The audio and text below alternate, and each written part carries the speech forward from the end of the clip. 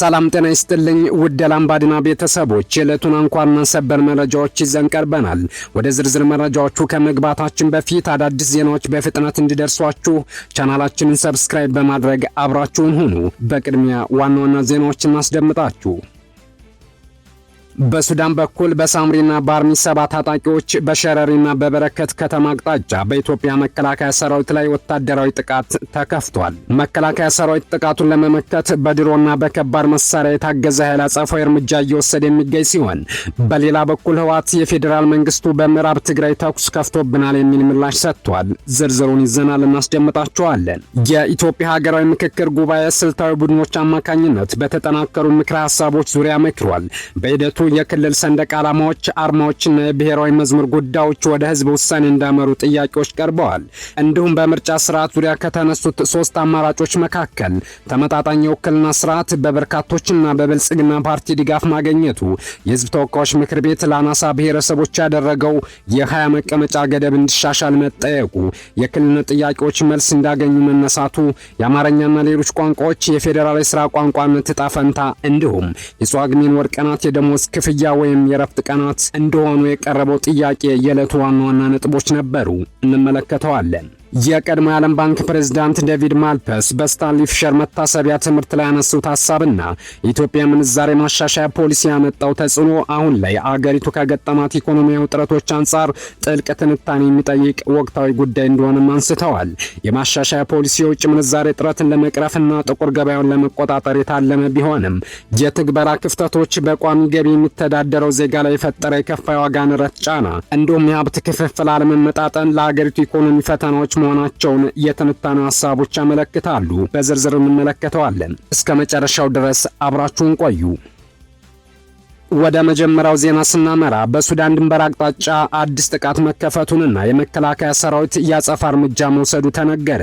በሱዳን ድንበር በኩል በኃይል አካባቢውን ለመቆጣጠር በማሰብ የተደራጁ ታጣቂዎች ዛሬ ጠዋት በኢትዮጵያ መከላከያ ሰራዊት ላይ ወታደራዊ ጥቃት መክፈታቸው የተሰማ ሲሆን፣ ጥቃቱ የተፈጸመው በሱዳን በኩል የተደራጁ የሳምሪ ታጣቂ ኃይሎች ድንበር ጥሰው በመግባት ነው።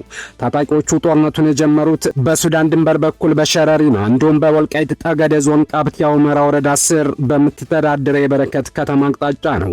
በበረከት ከተማና በሸረሪና አቅጣጫ ከሱዳን ሰርጎ የገቡ ታጣቂዎች በቀላል መሳሪያዎች ትንኮሳ የከፈቱ ሲሆን፣ ይህንን ተከትሎ የኢትዮጵያ መከላከያ ሰራዊት ፈጣንና መጠነ ሰፊ አጸፋ እርምጃ መውሰድ መጀመሩን ተሰምቷል። በድሮና በመድፍ የታገዘ አጸፋ እርምጃ አሁን ላይ ከሁመራ ወደ በረከት ከተማና ሸረሪና አቅጣጫ ከፍተኛ የሆነ የመድፍ ድብደባ እየተካሄደ መሆኑም ተነግሯል። በሰማይ ላይም የድሮን እንቅስቃሴ በግልጽ እየታየ መሆኑና የከባድ መሳሪያው ተኩስ እጅግ ከፍተኛ ከመሆኑ የተነሳ ርቀት ላይ በምትገኘው ሁመራ ከተማ ውስጥ ያሉ መኖሪያ ቤቶችን በከፍተኛ ሁኔታ እየነዘረ እንደሚገኝ ከአካባቢው የተገኙ ነዋሪዎች አረጋግጠዋል። በበረከትና ሸረሪና አቅጣጫ የተጀመረውን የተኩስ ልውውጥ ተከትሎ በአካባቢው ከፍተኛ ወታደራዊ ውጥረት ያንዣበበ ሲሆን፣ የኢትዮጵያ መከላከያ ሰራዊት የተከፈተበትን ይህንን ጥቃት ሙሉ በሙሉ ለመመከትና ጠላትን ለመደምሰስ በከፍተኛ ዝግጅት ላይ መሆኑ ከስፍራ የወጡ መረጃዎች ያመለክታሉ። ህወሓት በበኩሉ በሰጠው መግለጫ የፌዴራል መንግስቱ በምዕራብ ትግራይ በኩል ተኩስ ከፍቶብናል የሚል ምላሽ ሰጥቷል። ወደ ሌላኛው ዜና ስናመራ በኢትዮጵያ ሀገራዊ ምክክር ኮሚሽን አስተባባሪነት እየተካሄደ ያለው የጉባኤ ሂደት በስልታዊ ቡድኖች ደረጃ በቀጠለበት በዚህ ሰዓት በተጠናከሩ ምክረ ሀሳቦች ላይ ጥልቅ ውይይቶች ተደርገዋል። በሂደቱ ትኩረት የሳቡ ዋና ዋና ነጥቦች የሚከተሉት ናቸው። የመጀመሪያው ህዝበ ውሳኔ ሊደረግባቸው የተጠየቁ ጉዳዮች መካከል በሀገር ግንባታ አጀንዳ ስር የቀረቡ የክልል ሰንደቅ ዓላማዎች፣ አርማዎችና የክልል መዝሙሮች አስፈላጊነት ላይ ልዩነት መፈጠራቸው ተገልጿል። አዲስ ብሔራዊ መዝሙር እንዲዘጋጅ ወይም ነባሩ በሌሎች ቋንቋዎች ተተርጉሞ እንዲሰራበት የተነሱትን ጨምሮ የብሔራዊ መዝሙር ጉዳይ ወደ ህዝበ ውሳኔ እንዲያመራ ጥያቄ ቀርቧል።